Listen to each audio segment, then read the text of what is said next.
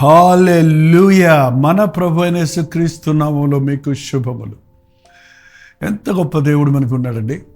మనల్ని పట్టించుకునేవాడు, మనల్ని ప్రేమించేవాడు, మనకు తోడుగా ఉంటున్నవాడు, మనల్ని విడువను ఎడబాయనన్న యేసయ్యను మనం ఎల్లవేళలా ఘనపరచాలి, ఆయన్ని స్తుతించాలి, ఆయన కృప కొరకు వేడుకోవాలి. రెండవ చిన్న ప్రార్థనతో దేవుని వాక్యాన్ని ధ్యానిద్దాం. పరిశుద్ధుడ నీకు వందనములయ్యా.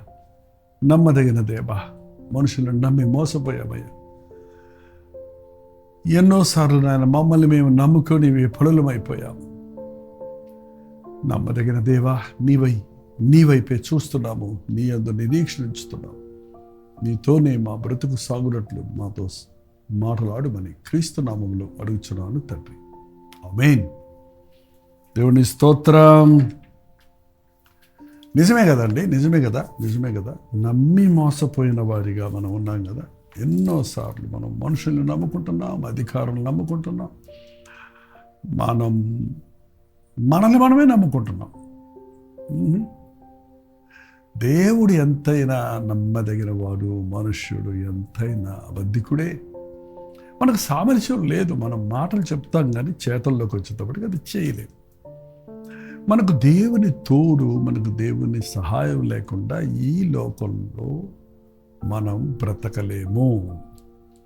ఈ లోకములో మనం బ్రతకాలంటే అసలు ఇహలోకములోనే కాకుండా పరలోక వారసులుగా మనం నిరంతరము దేవునితో ఉండే భాగ్యాన్ని పొందాలంటే ఏం చేయాలంటారు? చూడండి, సామెతల గ్రంథంలో సామెతలు 34 సామెత 12వ వచనం చదువుతున్నాను, వినండి. బ్రతుకగోరువాడెవడైనా ఉన్నాడా?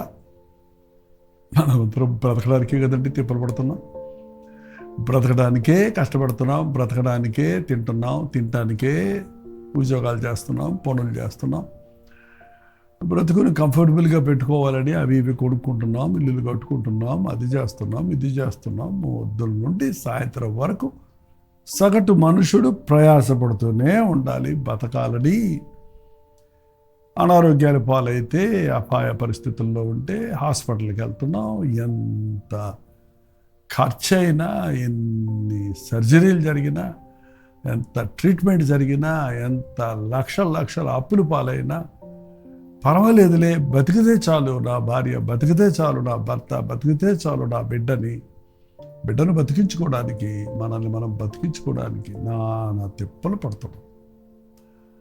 కానీ మనం ఎంత ప్రయాసపడ్డా మన ప్రాణం మన చేతుల్లో లేదు. వైద్యులు కాదు మనకు ప్రాణం పోసేది. మనం దేవుని కృప కొరకు వేడుకోవటం నేర్చుకోవాలి. మన కాలగతులు దేవుని చేతుల్లో ఉన్నాయి. మరణము తప్పించుట ఆయన వశం. ఇంతవరకు మనం సజీవులుగా ఉన్నామంటే ఎన్నోసార్లు మనల్ని మరణము నుండి తప్పించాడు దేవుడు. కొన్నిసార్లు మనకు తెలుస్తుంది, కొన్నిసార్లు మనకు అసలు తెలియటమే లేదు. ఒక యాక్సిడెంట్ అయిన తర్వాత, విపత్తులో నుంచి బయటపడిన తర్వాత మనం బతుకున్నామని దేవుడిని స్తుతిస్తున్నాం. అసలు నీకు యాక్సిడెంటే అవ్వలేదంటే, యాక్సిడెంట్ కూడా నీకు అవ్వకుండా నీ రాకపోకలేదు దేవుడు నీకు తోడున్నాడన్న సంగతి నువ్వు గ్రహిస్తలేదు. ఒక భయంకరమైన అనారోగ్యం పాలయ్యో, పెద్ద సర్జరీ జరిగి స్వస్థపడి బయటకు వచ్చినప్పుడు దేవుడు నాకు మేలు చేశాడని చెప్తున్నావు. కానీ నీకు ఇంతవరకు ఏ సర్జరీ జరగనే లేదు, ఎప్పుడు నువ్వు హాస్పిటల్లో అడ్మిట్ అవ్వలేదు. అయినా కూడా మళ్ళీ నువ్వు డిశ్చార్జ్ అయి క్షేమంగా వచ్చేసావు అంటే దేవుడు నిన్ను స్వస్థపరుస్తున్నాడు. అవును, మన జీవితంలో ఆయనకు తెలియకుండా ఏది జరగదు. ఆయనకు మొరపెడితే ఆయన ఆపత్కాలంలో మనకు జవాబిస్తాడు. అన్ని సమయాలలో మనల్ని విడిపిస్తాడు. బ్రతుకగోరు వాడెవడైనా ఉన్నాడా? మేలు నొందుచు అనేక దినములు బ్రతుకగోరు వాడు ఎవడైనా ఉన్నాడా? మేలు నొందుచు బతకాలంటే బాధలతోనే బతకటం, వేదనలతోటే బతకటం, రోగాలతోనే బతకటం, కష్టాల్లోనే అలాగే ఏడుచుకుంటూ మూలుక్కుంటూ బతకటం అనేది ఎందుకు వచ్చిన బతుకు అనుకుంటుంటాం కదండి. ఆ బ్రతుకు వల్ల ప్రయోజనం ఏముంది? మేలు కోరుచు అనేక దినములు మేలు నొందుచు చక్కటి ఆరోగ్యాన్ని కలిగి, చక్కటి సమాధానాన్ని కలిగి, తృప్తి కలిగి అనేక దినములు బ్రతుకగోరువాడు ఎవడైనా ఉన్నాడా? మీరెవరైనా నేను లేను, నాకు బతకాలని లేదు అంటారా? దానికి కారణం మీ బాధల, కష్టాలా?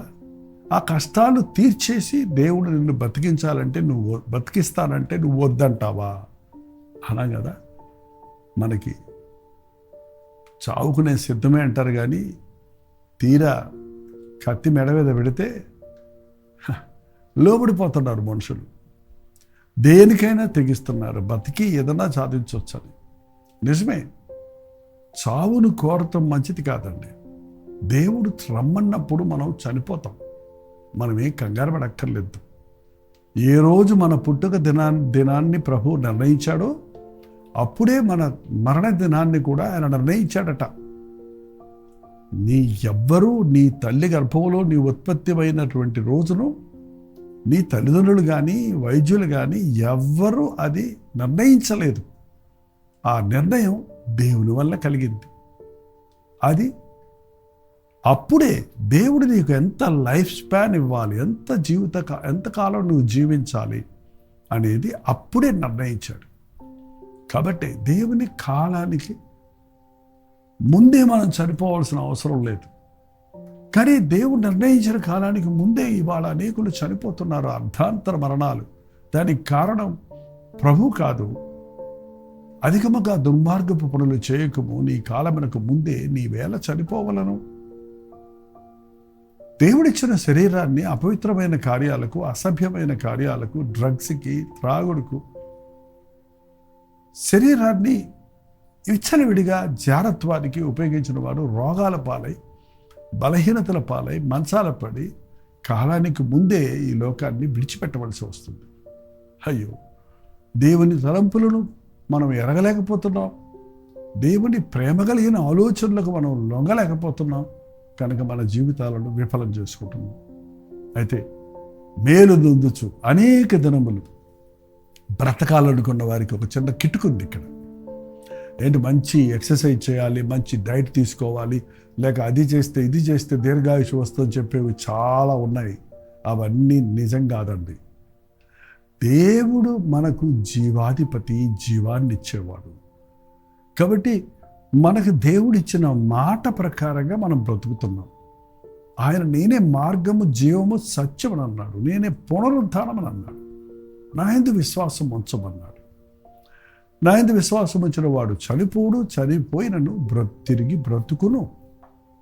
కాబట్టి మేలు నొందుచు అనేక దినములు అంటే ఇహమందు మనం మరణించిన తర్వాత కూడా బ్రతుకుతామండి. మీకు తెలుసో తెలీదు, మన బ్రతుకు ఈ లోకంలో మరణంతో అంతం అవ్వలేదు. ఒకసారి మనం జన్మించితే మనం నిరంతరం జీవించాలనే మన ఆత్మ దేవుని చేత అనుగ్రహించబడింది. ఆత్మకు చావు లేదు.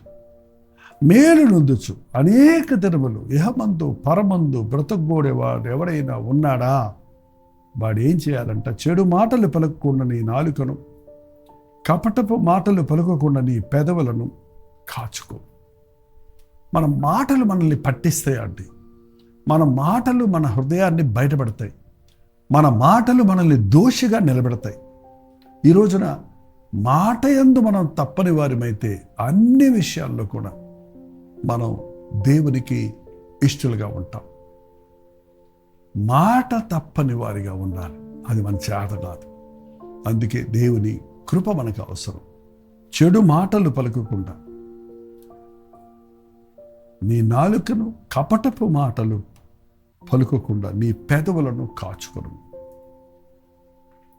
ఇవాళ ఎంత వల్గర్ లాంగ్వేజ్, ఎంత చెడ్డ మాటలు, నీచమైన మాటలు, కఠినమైన మాటలు, ద్వంద్వమైన మాటలు, దుష్టమైన మాటలు, మాటలతోనే అనేకులు గుండెలను కూలీలు చేసే వాళ్ళుగా ఉండటం ఈరోజు చూస్తున్నామని. నీ మాటకు దేవునికి లెక్క చెప్పాలన్న సంగతి గుర్తించండి. మనం కపటపు మాటలు, చెడ్డ మాటలు, వేషధారణ మాటలు, కొందరి మాటలు తీగనే ఉంటాయి, కానీ అవి తేనె పూసిన కత్తిరంటూ అవి కపటంతో కూడినవి, అవి కళ్ళబొల్లి ప్రేమను చూపించే మాటలు, లేనిపోని అభయాలు ఇచ్చే మాటలు. కపటపు మాటలు పలుకోకుండా నీ పెదవులను, చెడు మాటలు పలుకోకుండా నీ నాలుకను కాచుకో. బివేర్, జాగ్రత్తగా చూసుకో ఏం మాట్లాడుతున్నావు. నీ నోట్లో నుంచి వచ్చే మాట ఏంటి అనేది పరీక్షించుకో. కాలు జారితే తీసుకోవచ్చట కానీ నోరు జారితే తీసుకోలేమటండి. ఈ రోజుల్లో మనం మాట్లాడే తొందరపాటు మాటలు ఎన్నోసార్లు వాళ్ళు చూడండి, అనేకులు వారి మాటలను బట్టి వారి పట్టబడుతున్నారు. వాళ్ళు ఫోన్లో మాట్లాడే మాటలు రికార్డ్ అయిపోతున్నాయి వీడియోల్లో, సీసీ కెమెరాల్లో. కాబట్టి వాళ్ళ మాటలు, నేను దూరకనే అన్నాను, సరదాగా అన్నాను, అప్పుడెప్పుడు అన్నాను, ఇప్పుడు అలా కాదు అని ఎన్ని చెప్పి తప్పించుకుందామన్నా అతని నిజస్థితిని బయటపెడుతూ ఉన్నాయి. ఎవరు చూచినా చూడకపోయినా, ఎవరు విన్నా వినకపోయినా, నా ప్రతి మాట దేవుడు వింటున్నాడు. ఆయనకు ఆయాసం కలుగజేసే మాటలు, మీ మాటలతో నన్ను ఆయాస పెట్టిరి అని మలకి గ్రంథంలో రాయబడుతుందండి. దేవుడు మనం మాట్లాడే మాటలను బట్టి విసిగిపోతున్నాడంట, బాధపడుతున్నాడంట.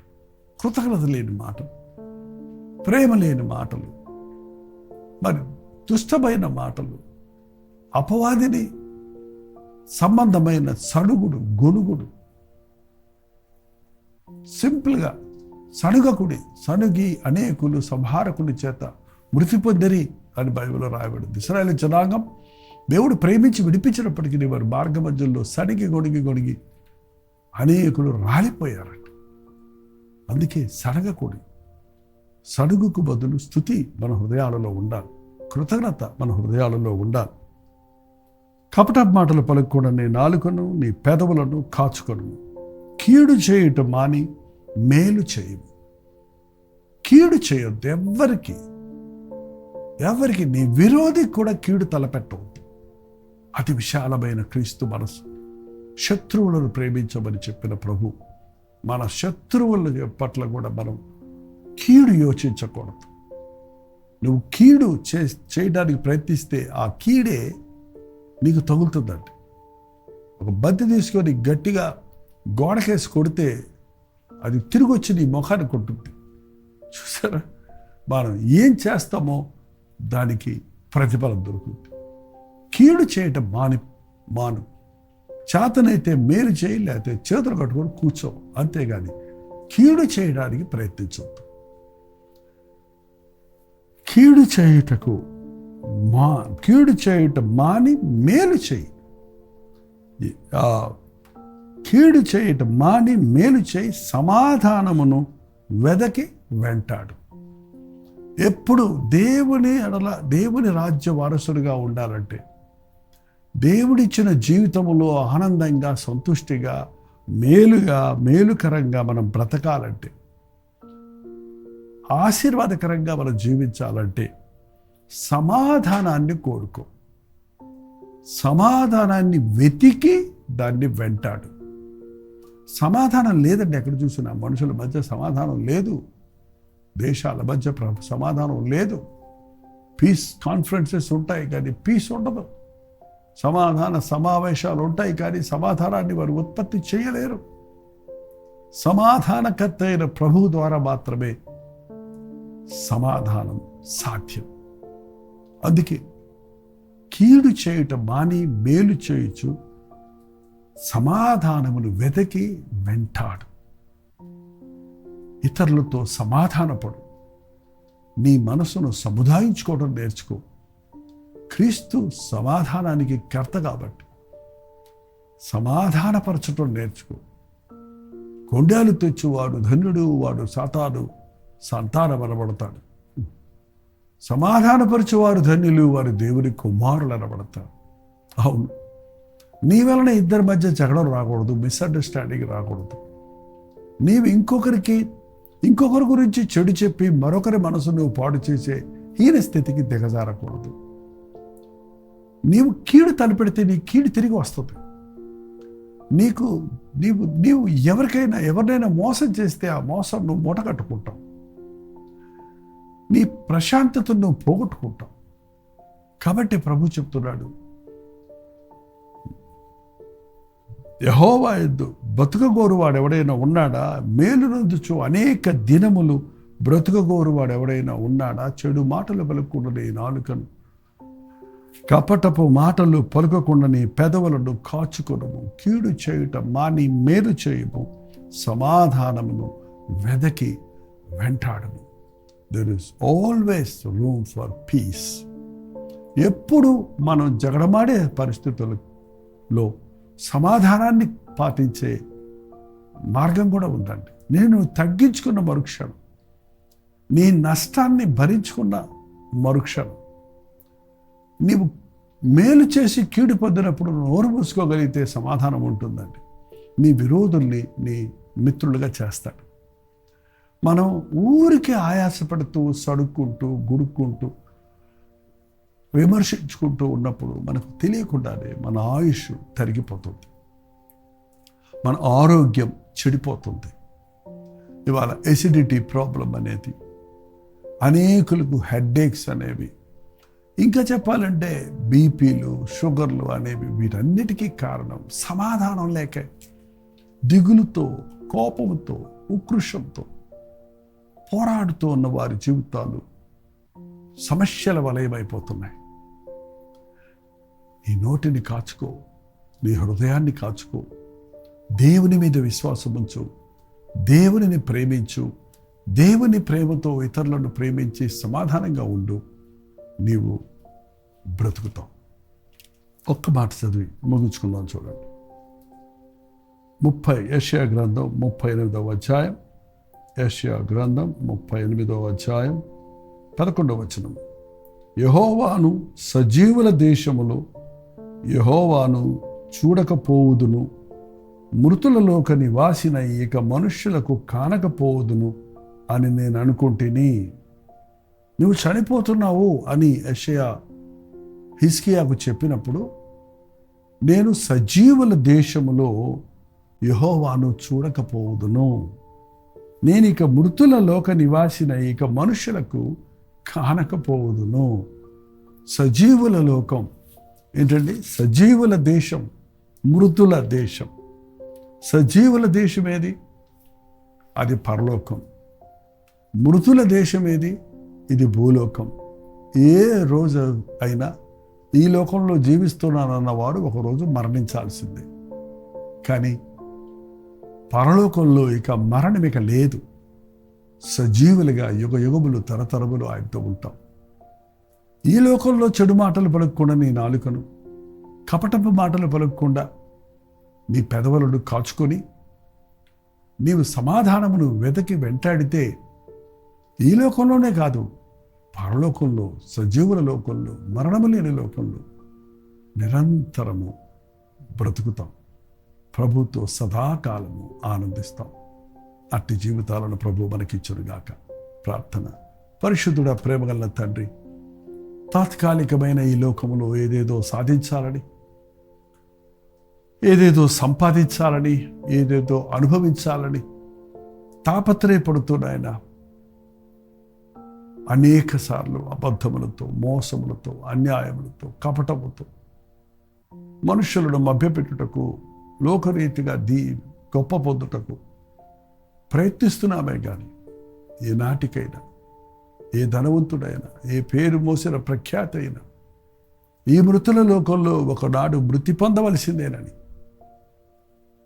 మరణము లేని, రోగము లేని ఆ పరలోక రాజ్యములో నిరంతరము జీవించినట్లు ఈ లోకంలో మేము సిద్ధపడవలసి ఉన్నదని గుర్తించుటకు దైవ భయము కలిగి మా మాటలను, మా హృదయమును, మా ప్రవర్తనను సరిగా కాపాడుకుంటూ మా చుట్టూ ఉన్న వారితో సమాధానంగా, శక్యమైతే అందరితో సమాధానంగా ఉండమన్నావు కనుక పాపముతో కాంప్రమైజ్ అవ్వక పరిశుద్ధంగా ప్రేమతో అనేకులను సంపాదించుకుని సమాధాన సంతోషాలు కలిగి మేలు పొందొచ్చు ఈ లోకంలో జీవించుటకు, ఈ లోకం విడిచినప్పుడు నీ రాజ్యములో, సజీవుల దేశంలో జీవించుటకు మా అందరికీ నీ సహాయం చేయను. క్రీస్తు నామములో అడుగుచున్నాను తండ్రి, ఆమేన్. మన తండ్రి అయిన దేవుని యొక్క ప్రేమయు, కుమారుడైన క్రీస్తు యొక్క కృపయు, ఆదరణకర్త అయిన పరిశుద్ధాత్మ యొక్క సహవాసం కూడి వచ్చిన మనందరికీ ఇప్పుడు సదాకాలం తోడయుండును గాక. ఆమేన్. దేవుని స్తోత్రం. మీ ప్రార్థన అవసరతలు భారాలు 954041 నెంబర్కి, ఇతర దేశాల్లో ఉంటే 9100100888 నెంబర్కి టెక్స్ట్ లేక వాయిస్ మెసేజ్ని వాట్సాప్ చేయండి. మీ ప్రార్థనా భారాలన్నీ పరిశీలించి మీ కొరకు ప్రార్థిస్తున్నాం. మీరు ప్రార్థించండి. అద్భుతంగా ప్రార్థన ఆలకించే దేవుడు మన ప్రార్థనలకు జవాబునిస్తాడు.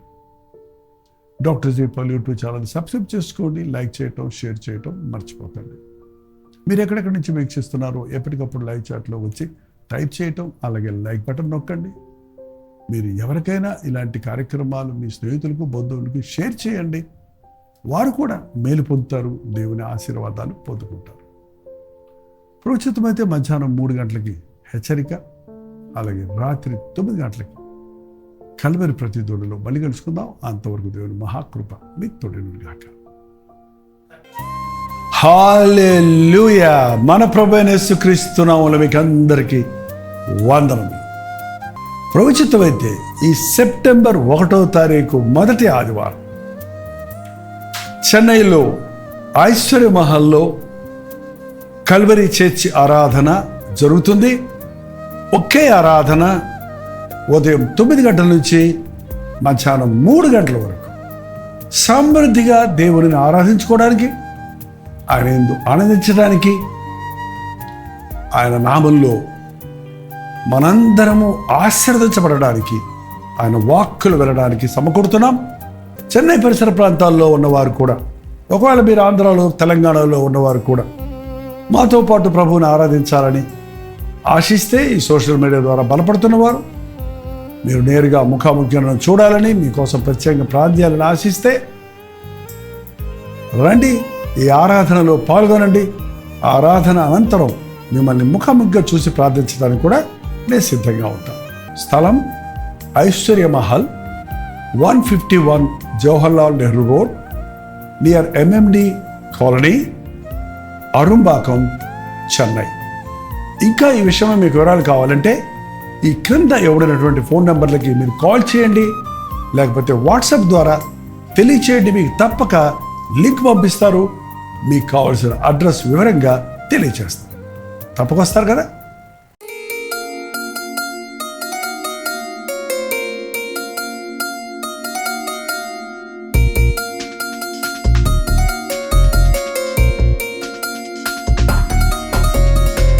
హల్లెలూయా. దేవుడికి స్తోత్రం. రాజమండ్రి పరిసర ప్రాంతాల్లో ఉన్న వారికి శుభవార్త.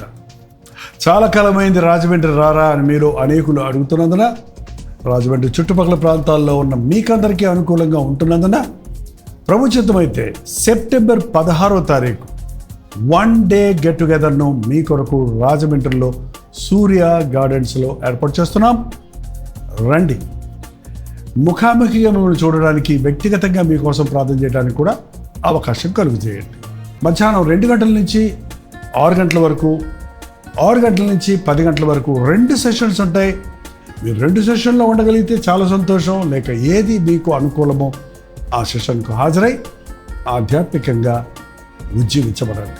చిరునామా గమనించండి. Surya gardens function hall, Jawaharlal Nehru road, Rajahmundry.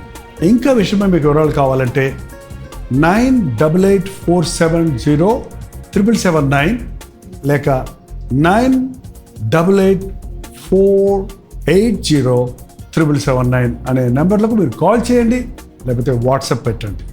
954041 నెంబర్కి కూడా మీరు వాట్సాప్ మెసేజ్ పెట్టవచ్చు. తప్పకుండా మీకు వివరాలు తెలియజేయబడతాయి. మీ స్నేహితుల్ని, బంధువుల్ని కూడా పిలుచుకోండి. రాజమండ్రి పరిసర ప్రాంతాల్లో ఉన్న మీరందరూ వస్తారని ఎంతో ఆశ ఎదురు చూస్తున్నాం. మనందరం కలిసి మన ప్రభునామాన్ని మహింపరుద్దాం. రండి, ఆశీర్వదించబడండి.